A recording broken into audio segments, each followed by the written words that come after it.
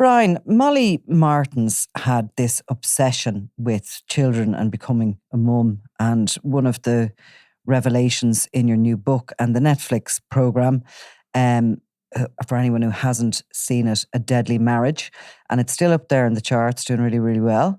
But she basically, you have uncovered details about how desperate she was to have a child, that she went out and had a plan to buy black market sperm on the internet. Is that on the dark net you buy that?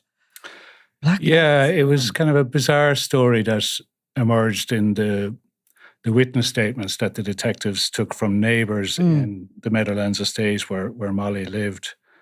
And this neighbour, basically, this story kind of shows that Molly was driven really in everything she did in this story, in this case, by this overwhelming desire to have kids. She couldn't have children of her own. She had suffered multiple miscarriages. So she was, at the same time, even though the infertility problems were hers rather than Jason, because Jason obviously had two children of his own, she would rebuke Jason for being, blame him for not getting her pregnant.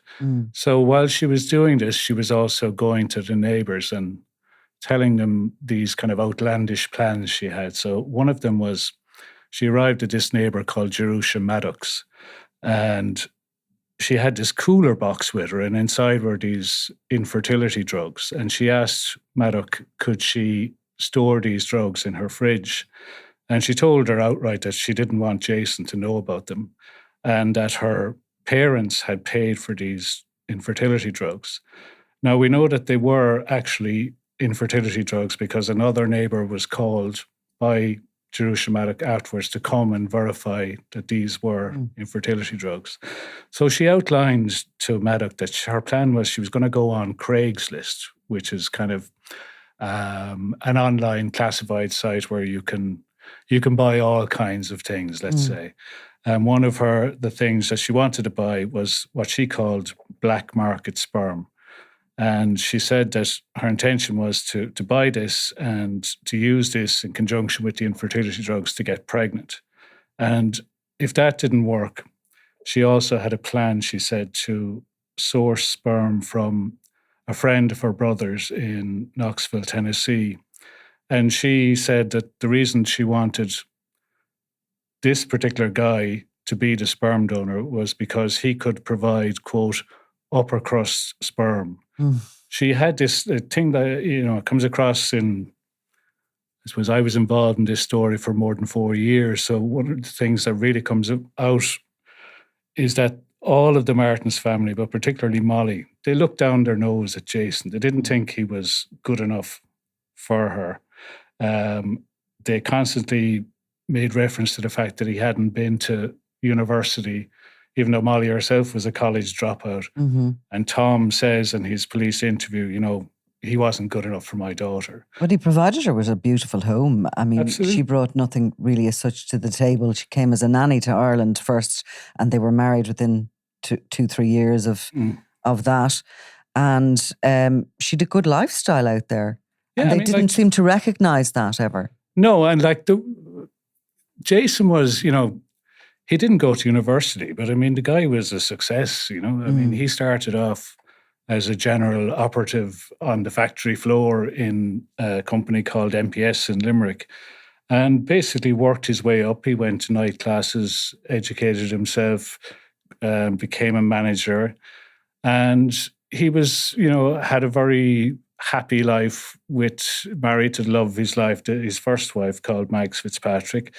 They had 2 kids, and they were, they built what they called their dream home. He had a good job, earning good money, and tragedy struck. Mags died, and that's how Molly Martens came into his life. About 15 months after his first wife died, Molly Martens takes this really bizarre decision to cross the world for a low-paying job as an au pair.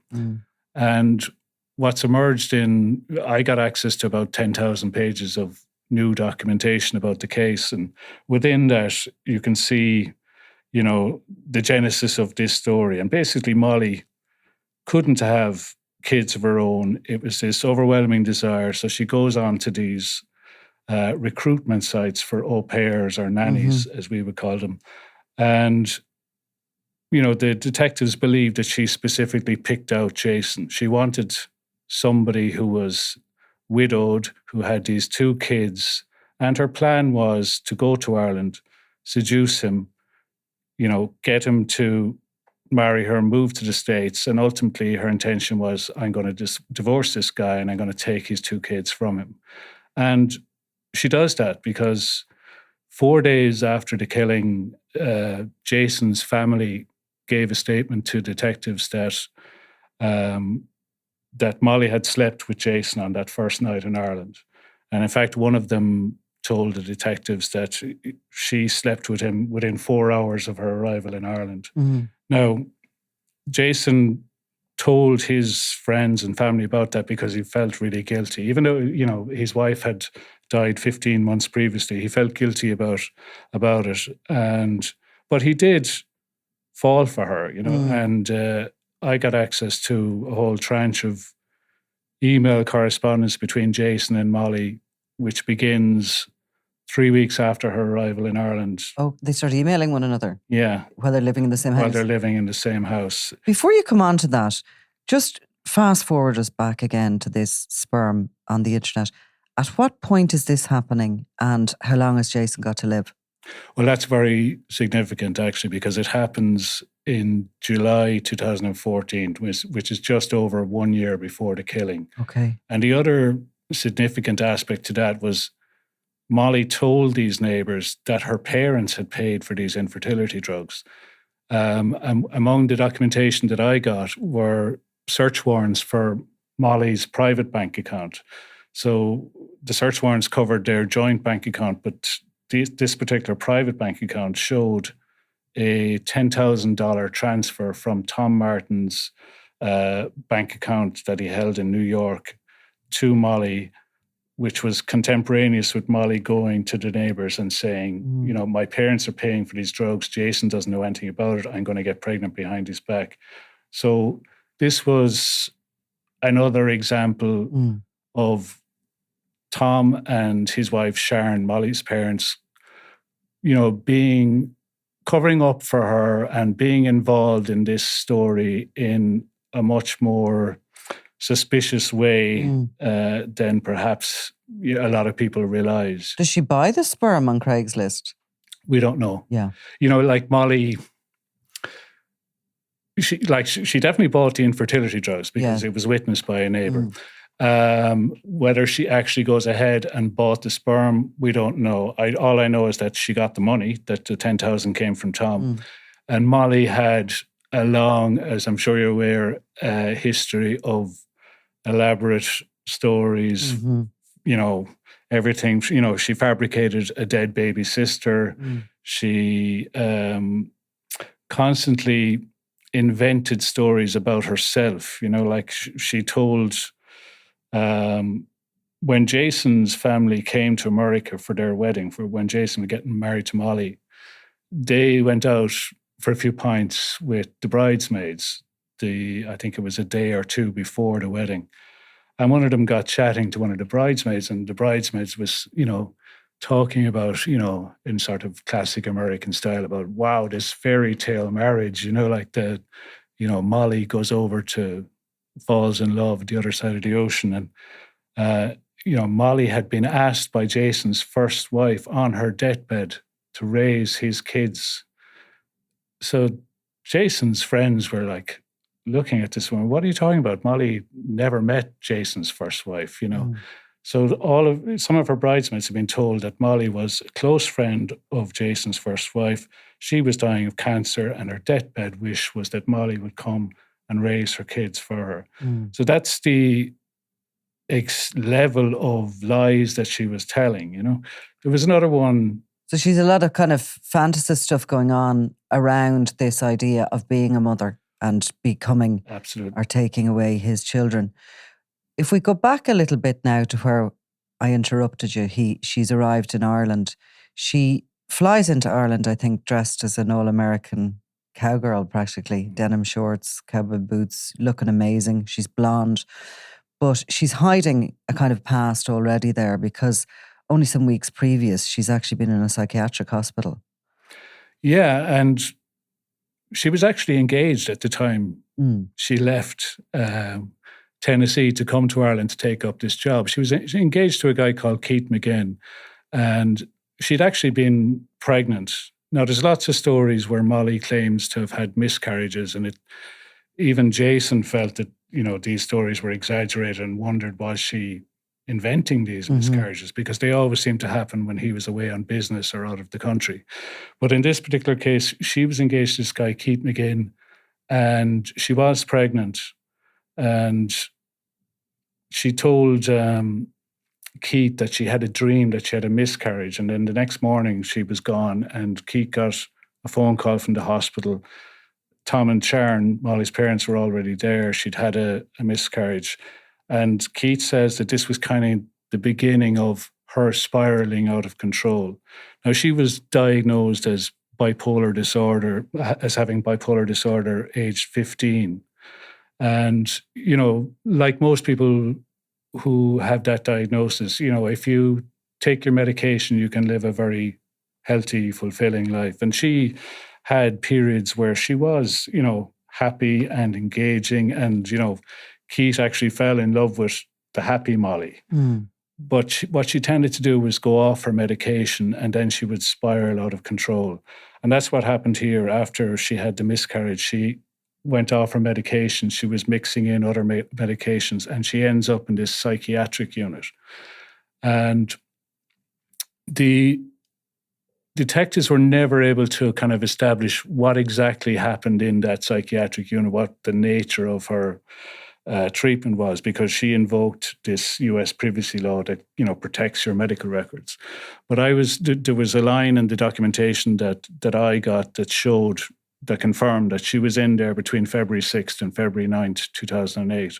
Now, that's 4 weeks before she arrives in Ireland to care for 2 kids who were like 3 and 18 months, recently bereaved kids. And the parents are aware of this and her plan to come to Ireland to do this job. Exactly. I mean, that was one, as a parent, it was one of the first questions that struck me. It was like, what kind of parent would allow their daughter, who they know is very vulnerable herself, who is prone to, these episodes of delusional fantasy, why would you allow her 4 weeks after she comes out of a psychiatric unit to go across the world to care for 2 kids who are so clearly in a vulnerable position? And Jason himself was in a vulnerable position, and she exploited that, And what checks did he do on her as being a qualified nanny? Because the way she presented, I'm sure he thought, apart from he didn't realize he was going to be seduced by her, but she was, this older kind of a girl. She was 26 or something. She wasn't, 18. And she was coming with huge amounts of experience, good education, not your normal sort of nanny who'd usually come to Ireland to learn the language. Very unusual for an American of that age to be coming. Yeah, I mean, Jason is probably one of the most tragic elements of this. She picked him out on the internet. She went onto this recruitment site specifically. She zoned in on Jack and Sarah because the photograph that was used to advertise the position was a picture of Jason with Jack and Sarah, and she bypassed the recruitment agency. She made contact with him by email first, but they had several long, I understand, phone calls that went on for more than an hour each time, where Jason heard from Molly that she was a qualified foster parent. She had looked after 2 kids. She had this range of, she was university educated. She had all these qualifications. And we don't know whether Jason made this decision or she did, but they decided, I'll hire you privately. We'll take the recruitment agency out of the equation. Now, that obviously would make it cheaper, but it had the effect of bypassing all the vetting security checks that would have been taken place by that recruitment, because it was a reputable recruitment agency. And we know from some of the documentation I found for the book that in those 4 weeks before she arrives in Ireland, remember, she's still engaged to Keith McGinn. She's just come out of a psychiatric unit. She's having these sort of loving, long, lengthy conversations with Jason, and she's going to neighbours of her brother down in Charlotte. This is where Jack and Sarah will ultimately end up being kept for 15 days. And she's showing them pictures of Jack and Sarah. And that neighbour made a very interesting comment in the documentation. She says, that Molly talked so much about Jack and Sarah. I felt as if I knew these kids for years, Right. So this is her mentality, and her intention is to go to Ireland. She arrives in Shannon Airport, and actually she arrives on a one-way ticket. So the immigration police in Shannon Airport take one look at her and say, you're deported. They put her into the departures area. She's going to be deported to Boston. And what's very interesting, Jason's, one of his best friends, a woman called Lynn Shannon, happened to be in Shannon Airport flying out. So Molly called Jason, and Jason called this friend, Lynn Shannon, and asked her to keep an eye out for a blonde American woman at the bar. So the way Lynn described it, it didn't take long to find her. She was wearing these long blonde tresses. She said she was made up like a beauty queen. She was wearing cowboy boots. And Lynn's quote was, I took one look at her and said, she's exactly what Jason doesn't need. So she goes back, she gets deported to Boston, and she comes back in through Dublin Airport the following day. Jason goes up to collect her, and within 4 hours of them arriving in Limerick, they end up in bed together. And that's part of Molly's predetermined plan. And that's just... And we don't know the nature of the conversations they'd had before she arrived, or whether any of that was discussed. No, what we do know is that, she set out that she was a foster parent, which she wasn't. It was one of the many things she claimed to be that she wasn't. But that was important to Jason, because one of the things that comes out of the emails between them is, Jason is telling her that he loves her. Why are they emailing? They're living in the same house. Because I wondered the same thing. But so he's going out to work. Okay. And she's come across the world to be an au pair, but yet the two kids are put into a creche from 9 to 5. So she's sitting at home doing nothing, basically, while he's out at work. And she has this personality, where she's constantly ringing him, constantly emailing him. So the emails are from her in the house while he's at work. So they're to his work address. And within 3 weeks of her arrival, Jason is telling her that he loves her, And then 5 months after her arrival, she is pushing him to get engaged. She obviously doesn't tell him that she was engaged when she left Tennessee. And that poor guy, Keith McGinn, he basically thought she was coming to Ireland for about 3 weeks, and then realizes she's not coming back. Yeah. Right. So, but after 5 months, Molly is really pressing him to get married, and she's, I think at one point she sends him a photo of a wedding dress, and she's sending him these links to recruitment firms in the States so that he can move the family en masse to the States. She keeps telling him, that she wants him to sell the house that he built with his first wife, because she feels like she's living with a ghost. And she really kind of press gangs him into that, And so about 2 years after her arrival, they officially got engaged. But the documentation and the emails that I saw showed that they were actually engaged long before that, before Jason's family even knew about it. And is he mesmerised by her? He is initially, because, he's telling her he loves her after 3 weeks, which is a clear sign that he's besotted. Now, and he's still grieving, really. He's still grieving. And, at this point in time, he's still going almost on a daily basis to his first wife's grave. And he's leaving notes on the grave, and they're, I don't put those in the book, but they're very loving notes. And the guy was clearly grieving heavily, So, but after about 5 months, when she's pressing him to get engaged, her visa runs out. So she has to go back to the States. So she goes back to the States for about 3 months. And in the emails, Jason is telling her, look, I think we should use this opportunity now to slow things down. Things have gone far too quickly. And he's trying to get her to get an au pair job with a different family when she comes back to Ireland, so that they're not, and he uses the words, we shouldn't be living as husband and wife. We should be just boyfriend, girlfriend, and getting to know each other. And he says, he lays it out that his biggest concern is that, for Jack and Sarah, he can't stand the thought of them losing another mother, and they're really emotive emails, and you can see how much the guy is suffering, like especially when you put it into context that he's going to his first wife's grave. He's feeling kind of trapped in a situation at this stage, as opposed to and he eventually.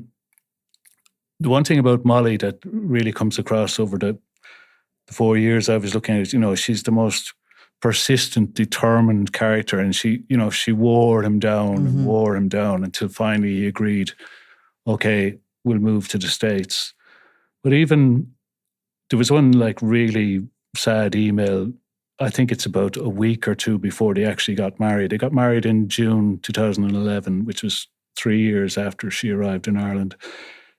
She has convinced him to sell the house that he built with his first wife, move to the States, move Jack and Sarah, and start a new life. Now, he was excited about the prospect, and he got a very good job in the States. He was managing a paper packaging plant and earning a very good wage.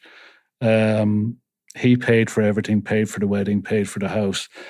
But even a week before the wedding, he's sending her this email, and it's clear that, he's telling her to calm down, stop slamming down the phone, stop pushing me, stop hitting me, which is really insightful, because after the killing, the Martens lay all the blame on Jason as being this domestic abuser. But it's very obvious from these emails that Molly is the one that's hitting him. Molly is the one that's being aggressive. She's the one slamming down phones. And he says to her, I've done everything for you. I've given you my heart. I've given you my kids' hearts. I've moved to another country. We're getting married next week. Is there anything I can do to make you happy? So even at that stage, sometimes in these things, it's obvious afterwards looking back that, somebody should have stopped him. And actually his best friend, a guy called Paul Dillon, actually did try and stop him on several occasions. I was going to ask you that because, at this point, she's about to isolate him from his family and friends by moving him across the Atlantic to America with his kids, and things will get very dark from there. But the friends, the family, do they like her, or do they see her as a bit of a pariah who's come in and staked her claim on him? They didn't like her. I mean, they tried to make her welcome. I know that, Jason's sister and some of Jason's female friends invited her to come along to Zumba classes and things like that, and, to bring her out into town for coffee and stuff like that. But she was always very, she wouldn't engage with them, and they were always suspicious of her. And actually, is that the aloofness that's been and there? Lynn Shanahan, who was a business partner of Jason's first wife and was also one of Jason's best friends, she was the woman who said Molly's exactly the type of person Jason doesn't need. Jason at one point tried to get Molly a job in Lynn's childcare facility, and Lynn demanded to see her qualifications because, she had told Jason she was a foster parent, and Lynn was suspicious because she said, this woman claimed to have achieved so much, these. But of course, Molly couldn't come up with the qualifications or the papers because they didn't exist. And Jason, I know that a couple of Jason's family did say to him, look, she's not a foster parent. So Jason, Jason knew after a period that she'd lied about that. Mm. But what he said was, look, she makes the kids happy. She makes me happy. You know, he wanted a second chance at happiness. So maybe he was prepared to delude himself a little bit, you know. But his friends were not, you know, they could see through her. They were on the outside and they just didn't like her. They could see there was red flags. Well, Paul, his best friend was a guy called Paul Dillon, and he was playing golf with Jason one day down in Ballybunion. And all through the round of golf, Jason got about 16 calls from Molly. We kind of referenced this earlier about how she would harass him with emails and would constantly be on the phone to him. So Paul recalls they came back that day and came back to the house, and the house was in complete darkness. There was no sign of the kids anywhere. And Molly was on the floor with her head in her hands in this sort of embryonic ball, you know. And so Paul sort of made his excuses and left so that they'd have a bit of privacy. But Jason told him afterwards that he had come home on other occasions to find her pulling her hair out, lying on the floor. And Paul told him that this was, I think, only a couple of months before they got married. Paul said, run, just run. And when they went to the States to get married, Paul, when they heard the story about the bridesmaids claiming that, you know, Molly had told them that she was a childhood friend of Jason's first wife, you know, Paul was literally walking up the aisle behind Jason because he was one of his groomsmen saying, it's not too late. It's not too late. Right. Go. And Jason just turned around to him and said, it is too late. Because the previous week, unknown to anybody, that actually got married in a civil registration ceremony. So it's not a great start to any wedding, any marriage, is it? I'm Nicola Tallant and you're watching Crime World, a podcast about criminals, drugs and the underworld in Ireland and across the globe. Make sure you subscribe to our channel and turn on notifications so you can be the first to watch all our latest episodes. You can also listen wherever you get your podcasts.